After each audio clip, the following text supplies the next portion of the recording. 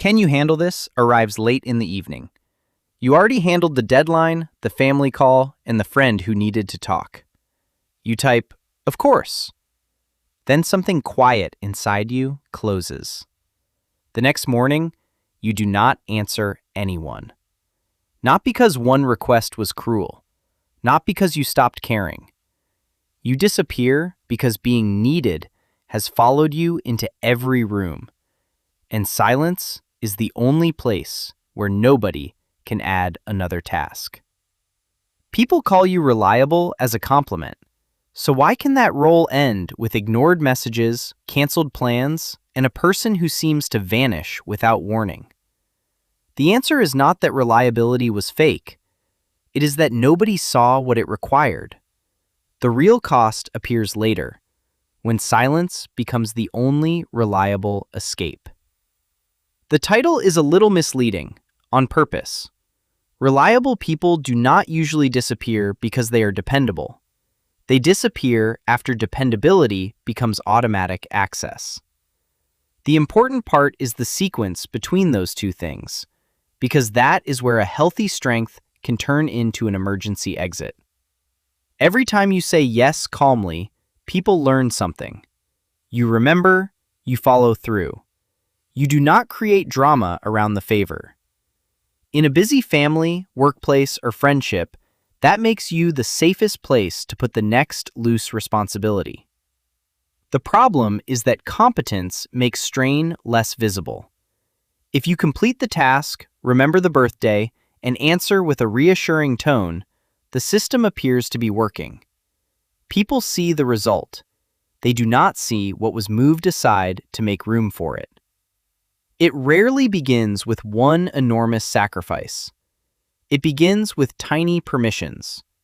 Sure, call any time. Yes, I can stay late. I will check on them. Send it to me. Each promise seems manageable by itself. Together, they create a life with no unclaimed edge. A reliable person often carries tasks that are not written anywhere. Remember to follow up. Notice who sounded upset. Bring the extra charger. Check whether the plan still works for everyone. The queue lives in attention, so nobody else can see how long it has become. But the work is not only practical. You may soften your voice, absorb frustration, reassure the anxious person, and keep your own reactions small so the room stays manageable. That emotional labor can look like being naturally calm, even when calmness is something you are actively producing. Once people know your dependable face, showing a tired one can feel strangely risky. You imagine the surprise, the questions, or the disappointment. So you keep the voice even. You solve the problem. You postpone the honest expression until you are alone. That is why exhaustion may arrive after everything went well. The project was delivered. The family dinner stayed peaceful. Your friend felt heard. Then you reach the car or the kitchen and discover there is no energy left for one ordinary question. Reliability can trap you in sending mode. You provide answers, rides, reminders, calm, and backup plans. But receiving requires a different posture. You must reveal uncertainty, ask clearly, and allow someone else to respond imperfectly. That can feel less familiar than carrying it yourself. For some people, the role began when being easy helped the room run smoothly. They became observant, useful, and low maintenance. Nobody had to ask twice.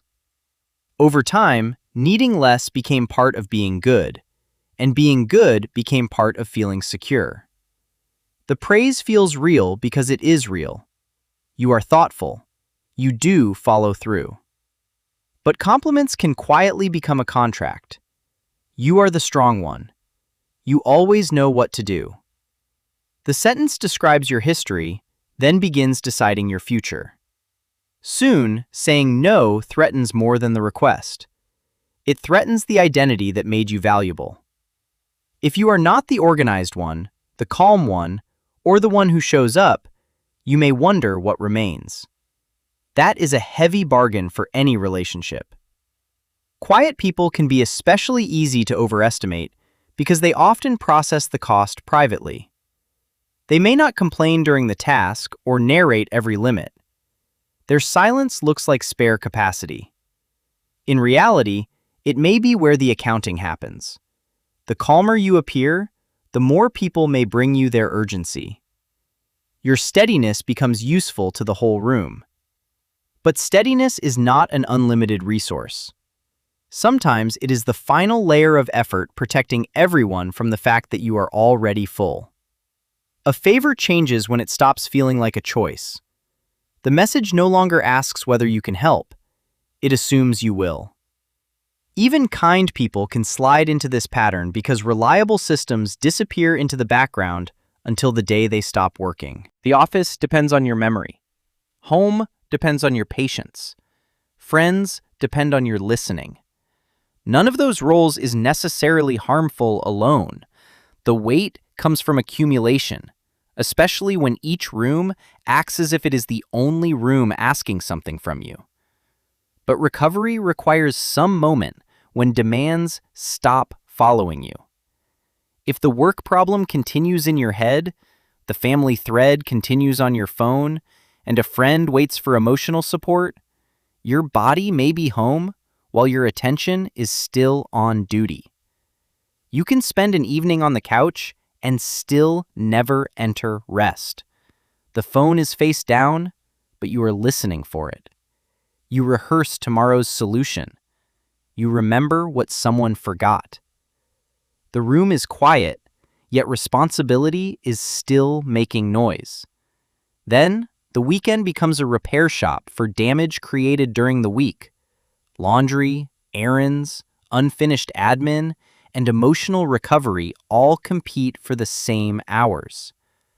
By Sunday afternoon, a social invitation can feel less like connection and more like losing the final available chair. This is the contradiction reliable people often miss. Caring makes you willing to help. It does not create endless capacity to help. When willingness is treated like supply, a generous person can become depleted while everyone continues describing them as strong.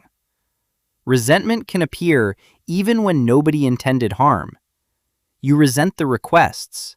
Then you resent yourself for agreeing. Then you feel unfair because the other person never heard a no. The emotion has nowhere clean to land, so it gathers behind ordinary kindness.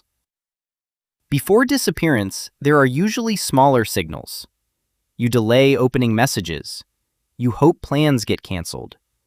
A simple request produces a surprising wave of irritation.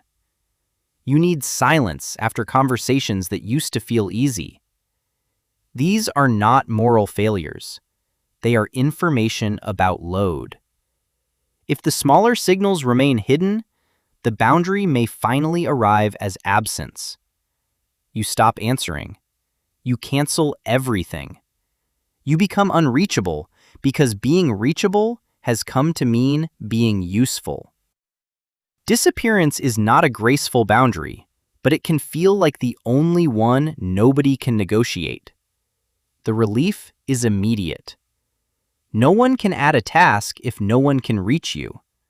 There is nothing to coordinate, soften, fix, or remember. That relief is real, which is why the pattern can repeat long before you understand what it is costing. But the burden does not vanish. Some of it moves to the people waiting. They may wonder whether you are angry, unsafe, or finished with the relationship. Your quiet protects you from another demand while giving someone else a question they cannot answer. There is an important difference between retreating to recover and using silence to punish. Recovery creates less performance and more capacity. Punishment is designed to make another person feel the absence. From outside, they may look similar, but the intention and the return path are different. Restorative retreat gives something back. Your breathing settles. the irritation loses its edge. You become able to choose one task instead of reacting to every task. Eventually, connection feels possible in a smaller and more honest form. Isolating retreat often leaves the role untouched. You rest, but the same invisible queue waits for your return. Messages become heavier because they now include guilt. You are away from people, yet still organized around what everyone will need when you come back. The useful question is not whether you are allowed to disappear, it is whether the distance returns choice. Can you decide what to carry, what to share, and what to leave? If the same automatic yes is waiting afterward, the silence was only a pause in the machinery. A practical first step is to make the invisible roles visible. Who remembers? Who follows up? Who calms the room? Who becomes backup when plans fail? Do not count only chores. Count attention, anticipation, and emotional steadiness too. Then separate what is truly urgent from what simply comes to you by habit. Some requests land in your hands because you are best suited. Others land there because everyone stopped checking whether somebody else could learn. Reliability does not require an instant answer. A pause can protect the choice that a quick yes removes. Let me check. I can tell you tomorrow. I may not have room this week. A delayed answer is often more honest than immediate reassurance followed by resentment. The boundary does not need to begin with a dramatic speech. It can be the smallest, honest no. I cannot organize this one. I can listen for 10 minutes, not an hour. I can help Friday, not tonight. Specific limits are easier to trust than vague resistance. When someone brings a problem, you do not always have to become the solution. You can ask what they have tried, what kind of help they want, or who else could be involved. A good question can keep care from turning into ownership. Sharing responsibility may look less efficient at first. Someone else may do it differently, slowly, or imperfectly. If you correct every attempt, the task quietly returns to you. The goal is not to control the handoff. It is to stop being the only possible pair of hands. Reliable people often wait until collapse to claim quiet. It works better when recovery is scheduled before the emergency. An evening without calls, a slow morning, or 20 minutes after work when nobody receives an answer. When you need distance, a short bridge can protect both recovery and connection. I am overloaded and going quiet tonight. I care about this, and I will respond Saturday. You do not need a courtroom argument proving that your limit is reasonable. A return point gives silence an edge. Tomorrow afternoon. After the deadline. This weekend. It can change if life changes, but it tells the relationship that you are creating space, not an endless horizon of uncertainty. Somebody may still be disappointed. A boundary cannot guarantee that everyone feels comfortable. If your only acceptable no is one that nobody dislikes, you will keep waiting for permission from the people who benefit from your yes. Real reliability is not permanent availability. It is accurate information about what others can count on. Sometimes that means yes. Sometimes it means not today. Sometimes it means, I can do this part, but somebody else must carry the rest. If you depend on a quiet, reliable person, notice whether you ask or assume. Ask how much room they have before unloading the whole problem. Accept a smaller offer without negotiating it upward. And learn the tasks that only seem effortless because someone else memorized them. A relationship becomes safer when the reliable person can arrive unfinished. They can forget, need comfort, change a plan, or say they do not know.